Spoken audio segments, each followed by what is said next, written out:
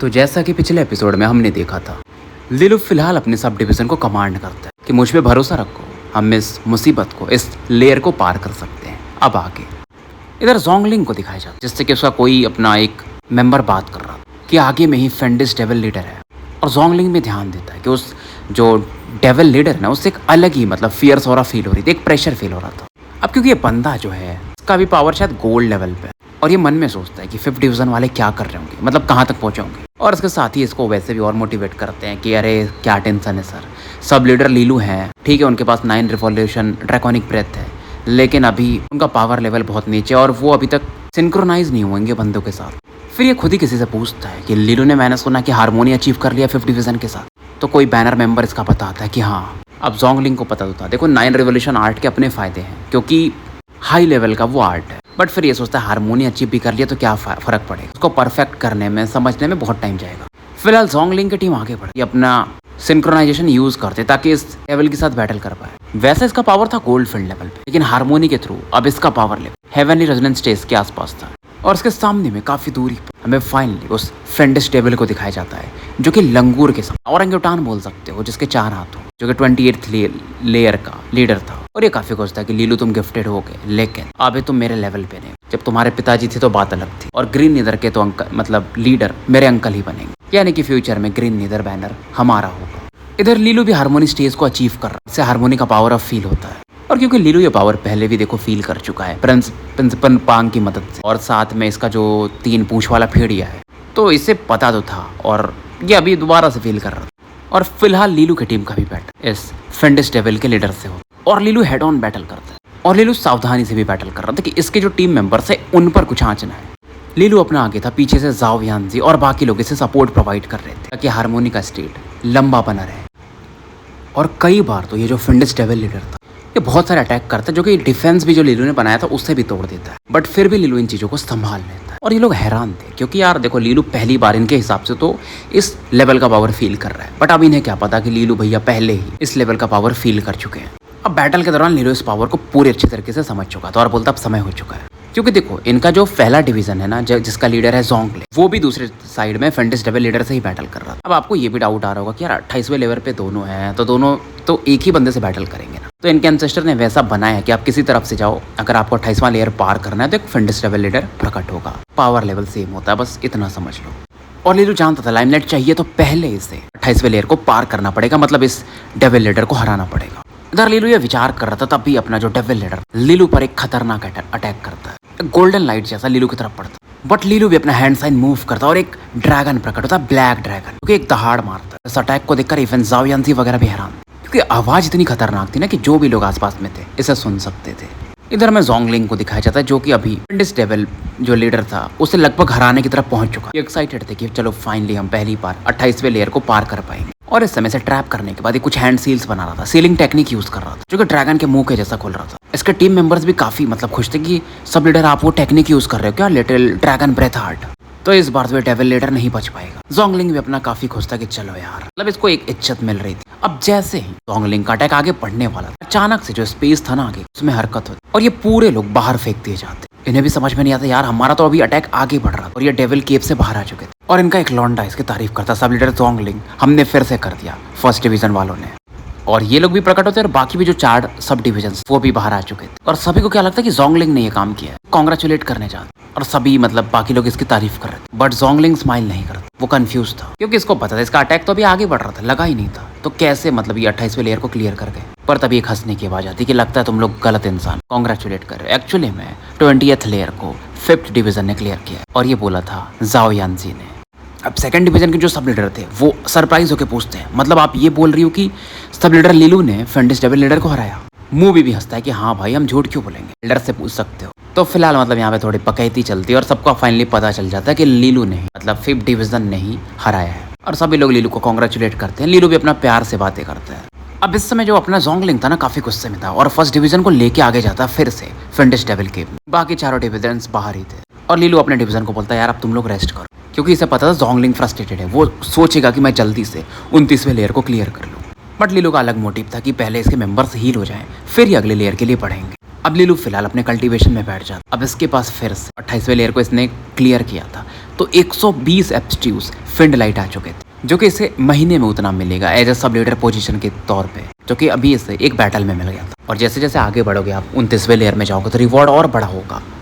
अब लीलू का दिमाग में यही था कि आज पहला दिन था, 3 दिन और 3 लेयर क्लियर करें, इसको आसपास 500 के आसपास एप्स्ट्यूज फिंड लाइट मिल जाएगा। तो लीलू के हिसाब से इन 3 महीनों में, जो कि अगला सब लीडर का लीडर पोजीशन के लिए बैटल होने वाला, नीदर हॉल के बैनर लीडर के, उस समय तक लीलू अपने बहुत सी चीजें अचीव कर चुका होगा। तो जब इसकी टीम रिकवर कर जाती तो लीलू दोबारा से अंदर जाता है फिंडिस डेविल केव के। ज़ाओ यांजी भी लीलू से पूछते क्या हम 29वें लेयर को जल्दी क्लियर नहीं करने वाले हैं क्या, क्योंकि भाई फर्स्ट डिवीजन वाले जल्दी घुस गए इनसे 4 घंटा पहले। लीलू भी बोलता है पहले आखिरी से कोई फर्क नहीं पड़ता, और ये समझाता है कि देखो जोंगलिंग अभी दिमाग से शांत नहीं, तो इसका नुकसान होता है, क्लियर माइंड रखते हैं और आगे बढ़ते हैं। और यांजी को भी समझ में आता है कि हाँ ये बात तो सही है, अगर जोंगलिंग 29वें लेयर को जल्दी क्लियर करना चाहते हैं तो उसके बहुत से साथी मारे भी जाएंगे, सफ़र भी करेंगे, और अभी तो 2 दिन और बचे ही हैं।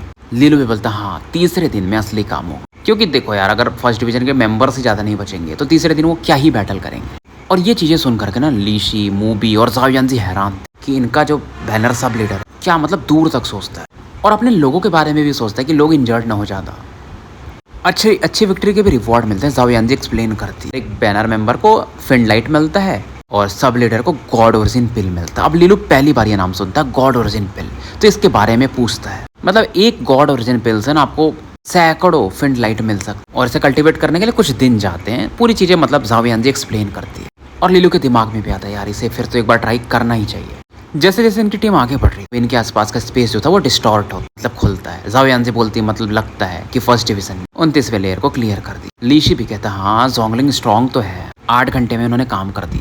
लीलू भी स्माइल करता है चलो हमारे लिए अच्छा है, क्योंकि भाई ये ग्रीन नीदर बैनर के अंडर में ही है 5 सब डिवीजन, तो अब इनके नाम पे ये तो आ गया ना कि 29वें लेयर को ये क्लियर कर चुके हैं। तो फिलहाल पूरे 5 सब डिवीजन फिर से बाहर आ जाते हैं। सभी लोग फर्स्ट डिवीजन की तरफ काफी खुश होकर देख रहे हैं। हालांकि जोंगलिंग की हालत थोड़ी खराब और फर्स्ट डिवीजन के लगभग 400 मेंबर्स खत्म हो चुके हैं, ऐसा ज़ाओ यांजी लीलू को बताती। ये मरे या क्या हुआ ये नहीं पता, बट लॉस्ट लिखा यार तो शायद मर ही गए होंगे। और लीशी भी कहता हाँ जोंगलिंग को फर्क नहीं पड़ता, उसे बस अपने से मतलब है। जोंगलिंग को भी अब समझ में आ रहा था यार 400 लोग गए, टीम तो कमजोर पड़ जाएगी। लीलू को फर्क नहीं पड़ता, वो अपनी टीम को फिर से रेस्ट करने को बोलते थे। और अब फर्स्ट डिवीजन कुछ कर भी नहीं पाए क्योंकि उनकी टीम के 400 से ज्यादा मेंबर जा चुके थे। इधर लीलू वगैरह रेस्ट कर रहे थे। ज़ाओ यांजी से पता कि सब लीडर जो गोल्ड लाइट बैनर है वो लेयर 40 पे जा चुके हैं, तो इनके रैंकिंग भी गोल्ड लाइट बैनर की टोटल 20 बैनर है टोटल, उसमें चौथे नंबर पे अब पहुंच जाती है 5वें से, और इसका लीडर था डेंग फेंगजियान। और ज़ाओ यांजी बहुत सी चीजें एक्सप्लेन करती है कि लेवल 40 में 6 फिंडिस लीडर रहते हैं और सबका स्ट्रेंथ ड्यूक लेवल के आसपास होता है। तो लीलू भी अपना समझ रहा था। अब gold light banner as a whole है ना तो 8000 मेंबर्स हैं, जैसे लीलू की टीम जो है नीदर हॉल वाली 5 सब डिविजन में बटी है, उसका कोई लीडर नहीं, ये भी एक प्रॉब्लम था। 2 घंटे और बीतते हैं और लीलू की टीम फिर से अब आगे बढ़ती। फिलहाल रात का समय हो चुका और इस बार फर्स्ट डिवीजन में से कोई आगे नहीं आता है क्योंकि इनके लॉसेस काफी ज्यादा थे। अब जब लीलू की टीम आगे बढ़ती है ना तो दूर में गोल्ड लाइट बैनर का भी एरिया जहाँ पर डेंग फेंगजियान की पूरी टीम रेस्ट कर रही थी और लीलू की तरफ देखता है, और एक सब लीडर जो था गोल्ड लाइट बैनर का वो अपने लीडर डेंग फेंगजियान को बताता है कि ग्रीन नीदर बैनर में क्या चल रहा है। और डेंग फेंगजियान कहता है कि जोंगलिंग ना जल्दीबाजी कर लीलू को नहीं हरा पाएगा, और ये भी कहता है कि बैनर लीडर जो है ग्रीन नीदर का वो लीलू ही बनेगा। अब ये सुनकर के जो एक सब लीडर था ना वो बोलता है कि लेकिन फिर लीडर, क्योंकि लीलू जो है वो थर्ड मास्टर का बेटा है, वो आपके लिए खतरा बन सकता है आगे। फेंगजियान बोलता है एकदम प्यार दे, लीलू का टैलेंट सही में तगड़ा है बट वो लेवल में मुझसे बहुत नीचे, तो जब तक मैं यहाँ पर हूँ वो नीचे ही रहेगा, टेंशन मतलब। और फ्यूचर में मैं ड्रैगन फांग लिनियस का लीडर बनूंगा, तो मुझे उसके जैसा बंदा भी तो चाहिए होगा जो हमारे साइड से वॉर लड़ सके। अब ये सुन करके ना बाकी सब लीडर स्माइल करते कि यार हमारे लीडर सही में इनका भी दिमाग बहुत दूर तक सोचता है। तो दूसरे दिन की शुरुआत हो चुकी थी और लीलू फाइनली 30th लेयर को क्लियर कर देता है। हालांकि इसमें 5th डिवीजन को आधा दिन लग जाता है। ये लोग आराम से बढ़ते हैं और इनके ज़्यादा मेंबर्स इंजर्ड भी नहीं होते क्योंकि लीलू का इरादा था तीसरे दिन पर ज़्यादा फोकस करने का और इसे 100 और ज़्यादा फिंड लाइट मिल जाता। और लीलू को समझ में आ रहा था क्योंकि बैनर मेंबर्स क्यों एक्साइटेड रहे, क्योंकि यहाँ पर फायदा काफ़ी ज़्यादा है। अब लीलू को पता था 30वें के बाद 31वें लेयर में डिफिकल्टी ज़्यादा बढ़ जाती, तो लीलू फिलहाल फिर से अपनी टीम को रेस्ट पर डाल देता और फाइनली तीसरे दिन की शुरुआत होती। चारों बैनर्स 20 डिवीजन इस समय इकट्ठे हो चुके थे, क्योंकि इस दिन क्या होता है ना, तीसरे दिन डिविजन्स के बीच में बैटल होता है और रिवॉर्ड भी तगड़ा होता है, जो कि एक ट्रेनिंग का तरीका भी था। और ज़ाओ यांजी बस यही सोच रही, बस हमें कोई टॉप 10 में से डिविजन्स ना मिल जाए, यही भगवान से मना रही। लीलू सोचता है यार क्या बोलो, खैर जाने दो, क्योंकि इनका जो ग्रीन नीदर बैनर था वो 14वें नंबर पर और थोड़े मेहनत के बाद अब 13वें नंबर पे आ चुके थे। लीलू अपने विचारों में और फाइनली तीसरे दिन का बैटल का अनाउंसमेंट हो जाता है कि ग्रीन नीदर बैनर के 5th डिवीजन का बैटल डार्क ब्लड बैनर के 3rd डिवीजन से है। अब ये जो डार्क ब्लड बैनर है इसका ताल्लुकात ड्रैगन ब्लड लिनियज से, तो लीलू को इतना तो पता ही था। और इनकी रैंकिंग भी जो है टॉप 10 में है। ज़ाओ यांजी कहती है यार खत्म, मतलब इसे लगता अब ये तो हार जाएंगे। सेम वैसा ही, मतलब लीशी मूवी वगैरह भी निराश थे। और ये बोलती यार फर्स्ट डिवीजन को तो सस्ती टीम मिल गई, वो हरा सकते, बट हमें तगड़ी टीम मिल गई। ऐसा लग रहा है लोग हमें टारगेट कर रहे हैं, क्योंकि जो फर्स्ट डिवीजन था उसके जो अपोनेंट थे ना, hurricane horn banner dragon horn lineage से आते थे। इनकी रैंकिंग भी 17वें नंबर पर थी। बट जोंगलिंग की टीम भी इंजर्ड थी, तो बोला नहीं जा सकता था कुछ भी। जोंगलिंग लेकिन अंदर ही अंदर काफी खुश था कि लीलू की टीम को तगड़ी टीम मिल गई है। हालांकि लीलू अपना शांत था। अब जो गोल्ड लाइट बैनर था फर्स्ट डिवीजन, उसका डेंग फेंगजियान लीड कर, और इनका बैटल ग्लास बोन बैनर के फर्स्ट डिवीजन से, जो कि ड्रैगन बोन लिनियज से आते थे। ये भी टॉप की टीम थी। जो ली फेंगी की टीम थी first division, crimson cloud banner, इनका बैटल था first division earth scale banner dragon scale lineage के साथ। तो फिलहाल ली फेंगी और ली जिंगटाओ भी ना थोड़े चिंतित लीलू के लिए, बट लीलू स्माइल करता है कि आप टेंशन मत लो। अब लीलू ज़ाओ यांजी से पूछता तुम बताओ मुझे पहले ये डार्क ब्लड बैनर के बारे में कुछ इन्फॉर्मेशन है तो। यांजी बोलने ही वाली थी तभी लीशी बोलती कि जो डार्क ब्लड बैनर का सब लीडर है थर्ड डिवीजन, इसका नाम है ली टोंग। साइड ब्रांच का बंदा है हमारे जैसा, बट उसे चीजें अच्छी मिली है शुरू से। गोल्ड फिन टायर पे, और अभी कोशिश कर रहा है ग्लास फिन बॉडी टायर में जाने का, लेकिन फेल हो गया था एक बार। पावर लेवल आप बोल सकते हो कि जोंगलिंग से ऊपर है। 8th ग्रेड का उसके पास ग्राउंड फ्लड ड्रैगन रेजोनेंस और 6th रेवोल्यूशन ड्रैकोनिक ब्रेथ को मास्टर कर चुका है। अब लीलू को तो पता ही था, देखो यार फिंड बॉडी टायर के 3 लेवल है, सिल्वर, फिर गोल्ड, फिर आता है ग्लास फिन टायर। और गिफ्टेड लोग ही ना ग्लास फिन टायर में पहुंच, तो बहुत सारे लोग क्या करते हैं ना, फिर सीधा फिंड फिनिशर टायर में बढ़ जाते। लीलू अपने टीम को मोटिवेट करता है कि टेंशन मत लो, मैं हूं ना। वैसे भी हमारी टीम कमजोर है, हारे तो कुछ नहीं जाएगा, जीते तो बहुत कुछ मिलेगा। ज़ाओ यांजी लीलू की तरफ देख रही थी कि ये क्या कर रहा है बंदा। अब इधर हमें ड्रैगन ब्लड लिनियज के लोगों को दिखाया जाता। ड्रैगन ब्लड लिनियज के जो चारों बैनर्स थे वो इकट्ठा हो चुके, मतलब एक ही जगह पर। काफी खुश थे ये लोग। और यहाँ पर जो एक अलग एरिया था जहाँ पर एक स्टोन पवेलियन था, वहाँ पर 4 लोग बैठे हुए चाय हुए पी रहे थे और थोड़ी बातें कर रहे थे। 3 लड़के थे और एक लड़की थी। और इन लड़कों के बीच में जो बीच वाला बंदा था ना, काफी तगड़ा दिख रहा, हैंडसम था, थोड़ा मिस्टीरियस था। और इस बंदे का नाम था ली किंग फेंग। ये बंदा था banner leader gold blood banner का, ड्रैगन ब्लड लिनियज से ताल्लुकात था। और इसकी वंशावली जो थी वो लिनियज चीफ से आती थी, मतलब ड्रैगन ब्लड लिनियज के लिनियज चीफ का पोता होगा या परपोता, जो भी बोल लो। तो इसका स्टेटस भी काफी हाई था। और 5 लिनियज के बीच में ये लौंडा फेमस भी था। और जो लेडी थी ना, इसका नाम था ली होंगली, और ये बैनर लीडर थी वॉयलेट ब्लड बैनर का। अब ड्रैगन ब्लड लिनियज के लोग ही हैं तो बताने की जरूरत नहीं है। एक लिनियज के अंदर में 4 बैनर्स थे, उसकी लीडर थी, काफी सुंदर भी। 300 बैनर में जो सबसे सुंदर लड़कियां थी उसमें एक ये थी और एक दूसरी लड़की थी लू किंग में, ड्रैगन स्केल लिनियज से आती थी। और ये बंदी होली स्केल बैनर की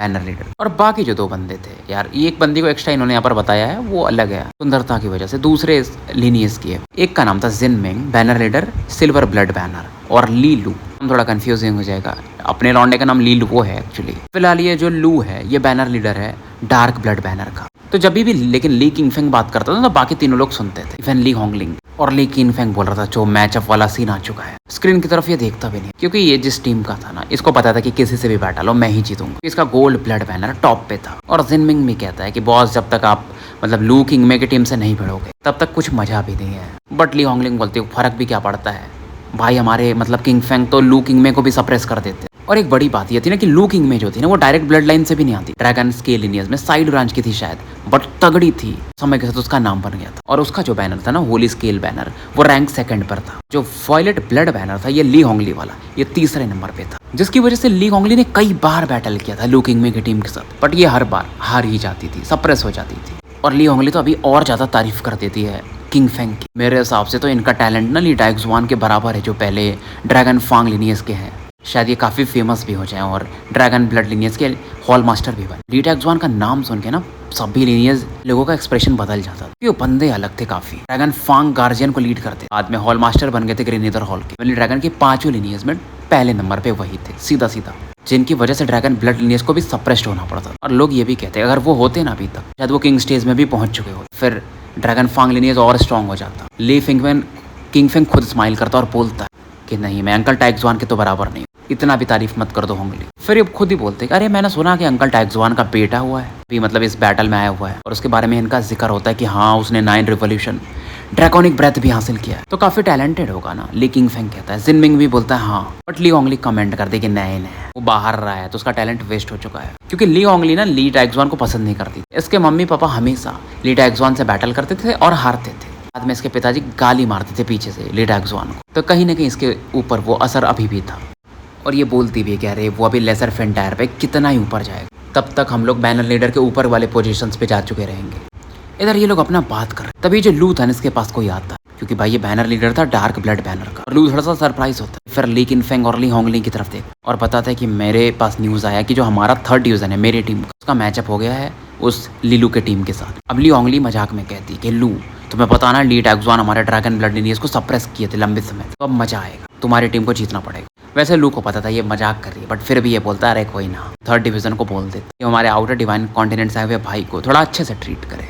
इधर झाओ यांजी बहुत सी चीज़ें एक्सप्लेन करती है कि 35th लेयर पे जो जाता है उसका बैटल 31st लेयर के साथ होता है, बैटल कैसे शेड्यूल होता है जो भी। तो फिलहाल डार्क ब्लड बैनर की जो टीम वो अपने सब लीडर ली डोंग के साथ अंदर डेविल किम में दोबारा से जाती है 31st लेयर में। यहाँ पर बहुत सारे फंडिस डेविल दिखते हैं और इनके टीम का जो मेन बंदा था ली डोंग वो आगे खड़ा था, काफ़ी मस्कुलर बॉडी थी इस बंदे की।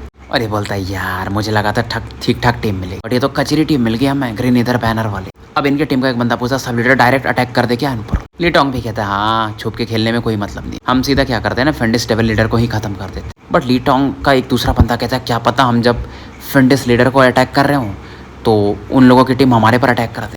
अब ली टोंग कहता है फर्क नहीं पड़ता, हम उनको भी हरा देंगे, अरे बॉस ने बोला है एकदम अच्छे से जीतना हमें। और इसको भी पता चलता है अच्छा तो वो ली टैक्सवान अंकल का बेटा है, लीलू नाम है ना, एंथ्रोपोल्यूशन भी उसने अभी हासिल किया, टैलेंटेड तो है लेकिन बाहर रहा तो उसका टैलेंट वेस्ट हो गया। डार्क ब्लड बैनर वाले अपना ये बात कर रहे थे क्योंकि ली टैक्सवान को गए हुए कितना टाइम हो रहा था, 8-10 साल हो रहे थे, उनका नाम तो अभी भी चलता ही था। और ली टोंग भी कहता है अगर लीलू लेसर फिनटायर का है हमारे ड्रैगन ब्लड लिनियज में हो तो वो तो मतलब मेंबर बन जाता ना, बस वही बड़ी बात। अब देखो उसको सब लीडर की पोजीशन मिल चुकी है क्योंकि वो ड्रैगन फांग लिनियज के ग्रीन इधर बैनर में, और मम्मी पापा थोड़े तगड़े थे, अच्छे लिनियज चीफ का पोता है इसलिए।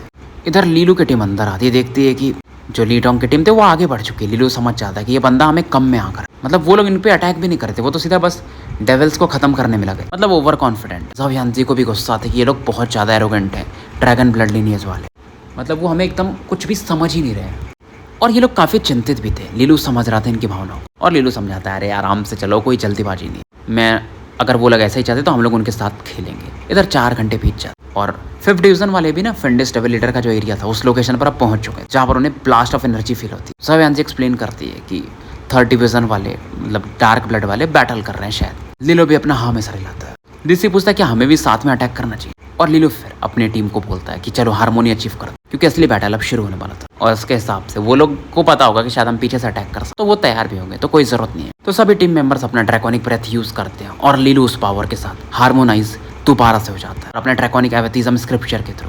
फाइनली लीलू फील करता है एक खतरनाक डेंस अर्थ फिन एनर्जी, संकेत था कि जो डार्क ब्लड बैनर वाले हैं उन्होंने फेंडिस डेविल लीडर को स्ले कर दिया और जो एनर्जी वेव आती है ना लीलू की टीम उसी तरफ पड़ती और उधर से भी आवाज आती है कि हा पूरा दिन हम तुम्हारा वेट कर, लेकिन तुम लोगों ने फाइट ज्वाइन ही नहीं किया। ग्रीन इधर बैनर वाले तुम लोग कचरे ही हो और तुम लोग ली टैक्सवान के लेगेसी के नाम पर धब्बे हो।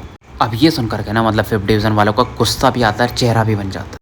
लीलू ली टोंग की तरफ देखता है और समझ जाता है अच्छा यही है वो बंदा गोल्ड फिंड पर, रेजोनेंट पावर जोंगलिंग से थोड़ा ऊपर होगा। और लीलू बोलता है सब लीडर ली टोंग आप काफी दयालु, अपने इस फेंडिस डेविल लीडर को मार दिया और शायद लगता है आपके कई मेंबर्स भी खत्म हो गए। ली टोंग कहता है तुम बकवास बंद कर, तुम्हें लगता है कि हमने तुम्हारे लिए स्टेबल लीडर को मारा, तुम उसे योग्य नहीं हो। लीसी भी गुस्से में बोलता है ली टोंग थोड़ा जबान पे लगाम दो। अब ली टोंग बोलता है अरे लीशी तुम्हें तो सब लीडर बनना था, अब क्या हो गया तुम्हें, ऐसा बंदा जो कि तुमसे भी पावर लेवल में कम है वो सब लीडर है और तुम्हें फर्क नहीं पड़ रहा। लीलू फिलहाल लीसी को समझाता है कि तुम शांत रहो, जाने दो, ऐसे बंदे के मुंह लग के मतलब नहीं है।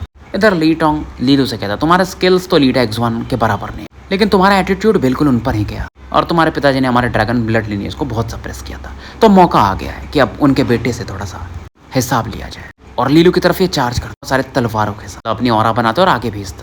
लीलू अपना शांत था और अपने मेंबर्स के हार्मोनी पावर के थ्रू ये भी एक बड़ा सा मिरर बना जो कि पावर को रिफ्लेक्ट कर सकता था, इसका वाटर लाइट मिरर था और तलवारों को इजिली काउंटर भी कर देता। तो देखो ली टोंग का जो पावर था ना हार्मोनी के थ्रू वो था मिडिल स्टेज पे, ग्रेटर हेवनली रेजोनेंस स्टेज, और लीलू का जो पावर था वो अर्ली स्टेज पे। बट क्योंकि लीलू 9 ड्रैकोनिक ब्रेथ यूज करता है तो इस पावर को काउंटर कर पा रहा था, यानी कि गैप को भर पा रहा था। और ली टोंग इस समय अपना एक टेक्निक यूज करता है ड्रैगन जनरल लेवल का resonance art, blood wolf fang. एक बड़ा सा भेड़िया बन जिसकी आंखें एकदम खूनी लाल अपने पंजों से लीलू की तरफ अटैक कर। लीलू समझ रहा था कि ली टोंग चाहता है कि 5th डिवीजन का पूरा जो मोरल है ना उसको खत्म कर दे।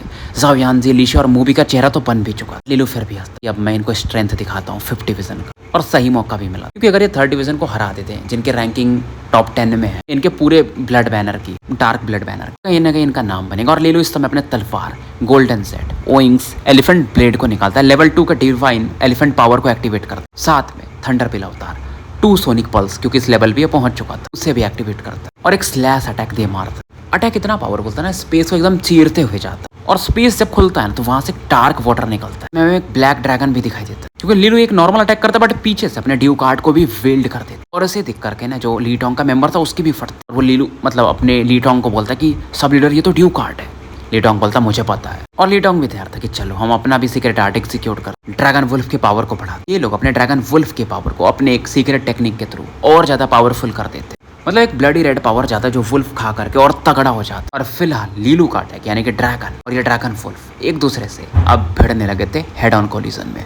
अब देखो यार, सामने वाले का जो आर्ट था ना वो ड्रैगन जनरल लेवल का रेजोनेंस आर्ट था, चाहे वो कितना भी पावर बढ़ाते।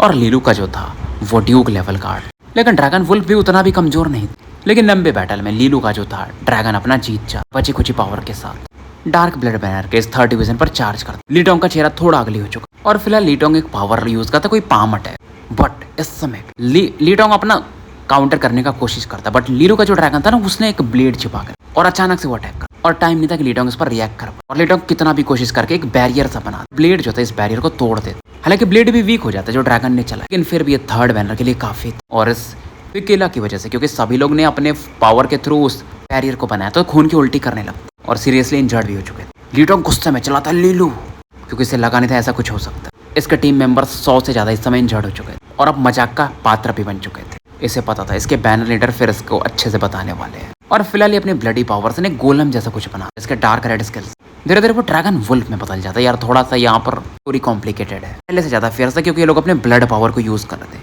और ये ड्रैगन ब्लड लिनियस का खासियत भी था। और झाओ यानजी इस दौरान लीलू के कानों बोलती है, सब लीडर थोड़ा सावधान रहिएगा, ये डार्क ब्लड बैनर का सीक्रेट आर्ट है। 2 हेडेड सैंगविन ड्रैगन वुल्फ, 2 मुंह थे इस ड्रैगन के। ली टोंग इधर कहता है लीलू तुम्हें खुद को अच्छा मानना चाहिए, तुम्हारे वजह से हमें अपना मेन सीक्रेट आर्ट यूज करना पड़ेगा। लीलू फिर भी कहता है हाँ ठीक है, तुम्हारा ये अटैक खास नहीं है बट ठीक है। ली टोंग हंसता है कि तुम अभी भी एक्टिंग कर रहे हो। लीलू फिर भी स्माइल करता है कि तुम अभी मुझे हराए नहीं हो। ली टोंग कहता है लीलू मानता हूँ तुम्हारा टैलेंट तगड़ा है, बट तुम बाहर में बंजर जमीन पे रहे हो तो तुम्हारा टैलेंट फिलहाल तो कोई काम पे नहीं है। लीलू कहता है यार तुम भी एक चीज़ भूल के देखो यार कि मेरे पास 9 रिवॉल्यूशन ड्रैकोनिक ब्रेथ है, तो हमें एक एडेड 9 रिवॉल्यूशन आर्ट भी मिलता है। अब ये सुनते ली टोंग का चेहरा थोड़ा सा बन, इधर ड्रैगन वुल्फ आगे चार्ज करता और ग्रीन इधर बैनर के लोगों का फिर से चेहरा बनने लगा था। लीलू बोलता है सभी लोग शांत हो जाओ, हारमोनी को बस बना के रखो और मेरे पे भरोसा रखो, पावर मेरी तरफ ट्रांसफर करो। लीलू की आंखें बंद थी इस दौरान, कई सारे हैंड सील्स बनाता के आसपास एनर्जी का एक नेक्सस जैसा इकट्ठा हो रहा था। ली टोंग अपना काफी खुश था कि अब तो हो गया, अब जीत तो पक्की हमारी। और इस दौरान ली टोंग देखता है कि लीलू अपनी आंखें खोल चुका था और देखता है कि लीलू का मुंह थोड़ा सा खोलता, उसमें से जो थंडर एनर्जी थी ना वो फ्लिकर कर रही और लीलू के पीछे भी बननी शुरू होती। ड्रैगन बनता है जो कि काफी मिस्टिकल था, जिस पर बिजलियां कड़क रही थी। ये जो टेक्निक था ना 9 revolution art, heavenly dragon lightning breath था। और ये जो ड्रैगन का मैनिफेस्टेशन हुआ था वो आगे बढ़ता है उस 2 हेडेड ड्रैगन वुल्फ की तरफ। और ड्रैगन वुल्फ इस पावर को रेजिस्ट भी नहीं कर पा रहा, तुरंत ही धुंध में बदल के गायब हो जाता है। ड्रैगन ब्रेथ जो था, ये ड्रैगन था, वो आगे बढ़ता है ली टोंग की टीम की तरफ। और अटैक इतना फियर्स था ना इस ड्रैगन ब्रेथ का कि थोड़े समय तक तो किसी को कुछ दिखाई भी नहीं देता है। डार्क ब्लड बैनर यहाँ से मानो गायब हो चुका था। तो स्टोरी हम यहीं समाप्त करते हैं और मिलते हैं फिर कल एक नए वीडियो के साथ। तब तक के लिए मैं आपका साथी एनएल कमिस्ट AKA मुसाफिर विदा लेता हूँ।